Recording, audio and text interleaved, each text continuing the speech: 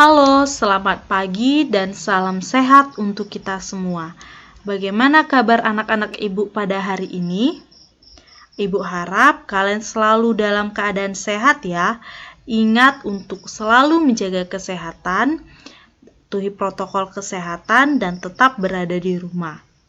Nah, pada minggu lalu kita sudah mempelajari mengenai cara hidup murid Yesus, dan pada minggu ini kita akan mempelajari tema yang baru, yaitu melaksanakan tugas perutusan sebagai murid Yesus.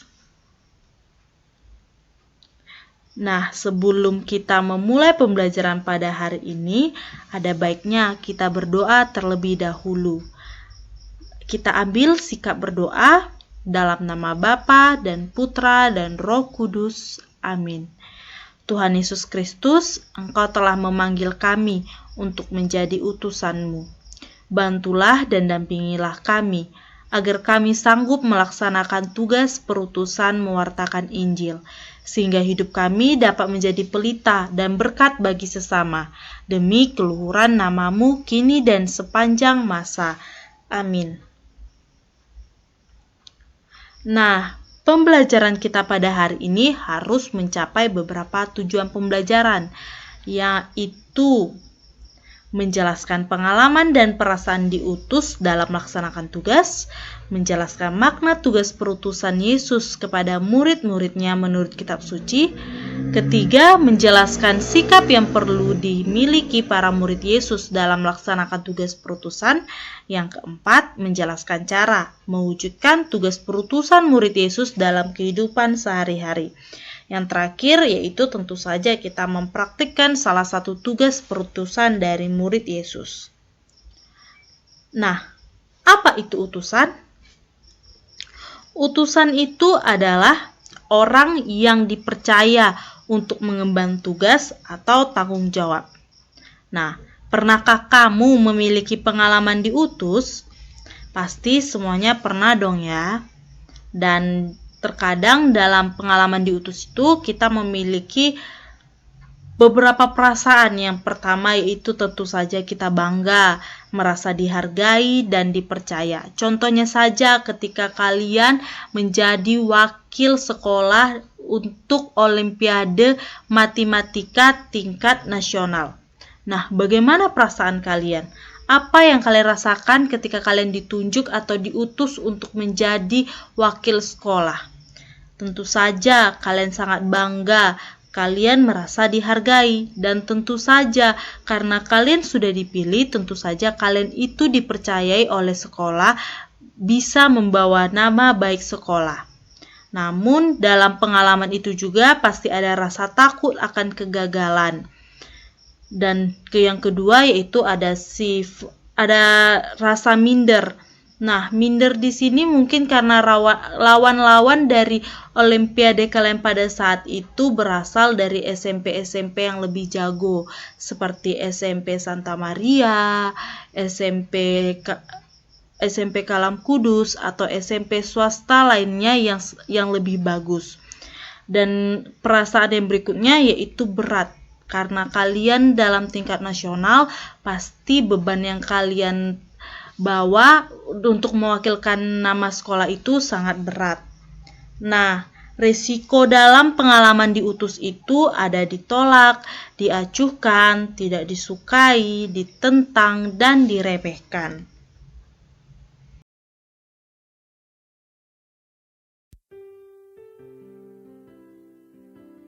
Inilah Injil Yesus Kristus menurut Matius. Dimuliakanlah Tuhan. Sesudah Yesus bangkit dari antara orang mati, ke-11 murid berangkat ke Galilea, ke bukit yang telah ditunjukkan Yesus kepada mereka. Ketika melihat Dia, mereka menyembahnya, tetapi beberapa orang ragu-ragu. Yesus mendekati mereka dan berkata, "Kepadaku telah diberikan segala kuasa di surga dan di bumi. Karena itu pergilah, jadikanlah semua bangsa muridku, dan baptislah mereka dalam nama Bapa dan Anak dan Roh Kudus. Dan ajarlah mereka melakukan segala sesuatu yang telah kuperintahkan kepadamu. Dan ketahuilah, aku menyertai kamu senantiasa sampai akhir zaman.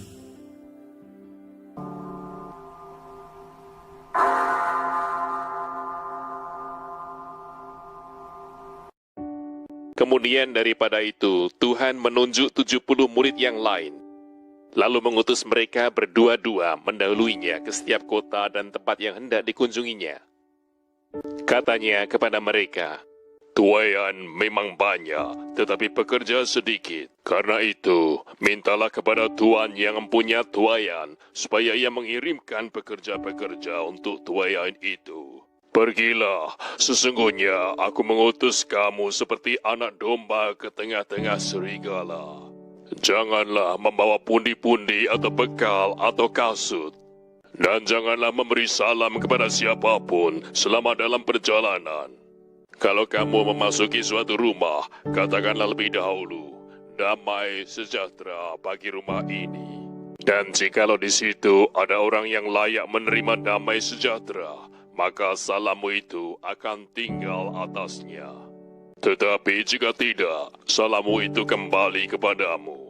Tinggallah dalam rumah itu, makan dan minumlah apa yang diberikan orang kepadamu. Sebab seorang pekerja patut mendapat upahnya, janganlah berpindah-pindah rumah. Dan jikalau kamu masuk ke dalam sebuah kota dan kamu diterima di situ, makanlah apa yang dihidangkan kepadamu, dan sembuhkanlah orang-orang sakit yang ada di situ. Dan katakanlah kepada mereka, kerajaan Allah sudah dekat padamu. Tetapi jikalau kamu masuk ke dalam sebuah kota dan kamu tidak diterima di situ, pergilah ke jalan-jalan raya kota itu dan serukanlah, juga debu kotamu yang melekat pada kaki kami kebaskan di depanmu. Tetapi ketahuilah ini, kerajaan Allah sudah dekat. Aku berkata kepadamu, pada hari itu Sodom akan lebih ringan tanggungannya daripada kota itu. Nah, di sini telah terdapat makna tugas pengutusan murid Yesus menurut Matius 28 ayat 16-20 dan Lukas 10 ayat 1-12. Yang pertama yaitu kita dipanggil untuk ambil bagian dalam tugas perutusan Yesus dari Allah Bapanya, yaitu mewartakan Injil tentang datangnya kerajaan Allah dengan kata dan perbuatan. Yang kedua, mewartakan kerajaan Allah berarti mengupayakan terciptanya kedamaian, kerukunan, persaudaraan, keadilan, cinta kasih, dimanapun kita berada. Yang ketiga, dalam melaksanakan tugas perutusan itu, kita sadar akan beberapa tantangan yang kita jumpai. Namun karena Tuhan selalu menyertai kita, kita tidak perlu takut. Nah, apa-apa saja sikap yang perlu dimiliki para murid dalam melaksanakan tugas perutusan tersebut? Yang pertama, tentunya dekat dengan Allah. Nah, dekat dengan Allah di sini maksudnya mempunyai relasi yang akrab dengan Allah. Misalnya saja dengan rajin berdoa, mengikuti ekaristi, membaca kitab suci, dan lain-lain. Yang kedua adalah komitmen dan kesetiaan yang kuat. Artinya, tetap bersedia mewartakan kerajaan Allah meski ditolak, dicerca, dan tidak dipercaya. Yang ketiga yaitu sesuai dengan situasi sekitar. Maksudnya adalah dinyatakan dalam kehidupan sehari-hari. Misalnya nih, kita sebagai anak di rumah, bagaimana sikap kita saat berada di rumah? Atau sebagai pelajar, bagaimana sikap kita sebagai pelajar di dalam rumah? Dan lain-lain.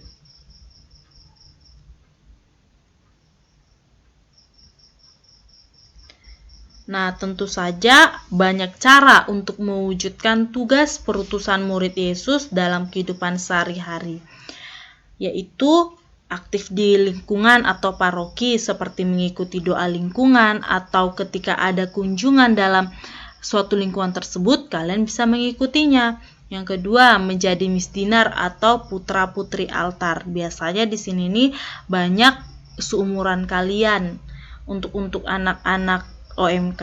Yang ketiga, anggota KOR, dirijen, lektor, dan pemazmur. Yang keempat, aktif mengikuti pendalaman kitab suci dalam bulan kitab suci nasional. Yang kelima, aktif mengikuti pendalaman iman pada masa Advent dan Prapaskah. Yang keenam, kalian juga bisa menjadi pendamping sekolah minggu atau bina iman di sekolah.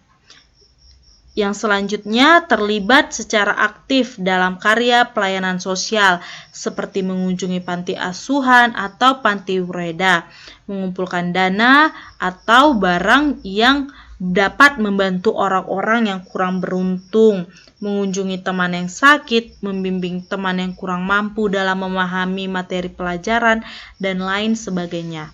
Yang terakhir, berani menolak dengan tegas hal-hal yang bisa merusak kehidupan. Misalnya saja seperti narkoba, pornografi, tawuran, dan sebagainya. Di sini telah tersedia beberapa pertanyaan untuk penugasan kalian. Kalian dapat menjawabnya di buku tulis kalian, dan kalian juga setelah itu mengirimkannya di dalam Google Classroom.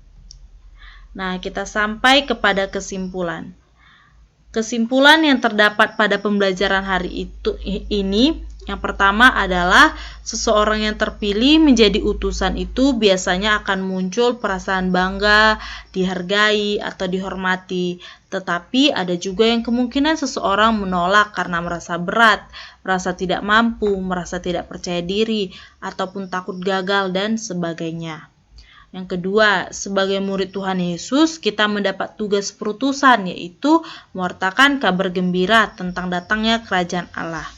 Datangnya kerajaan Allah berarti datangnya kedamaian, kerukunan, persaudaraan, keadilan, dan cinta kasih.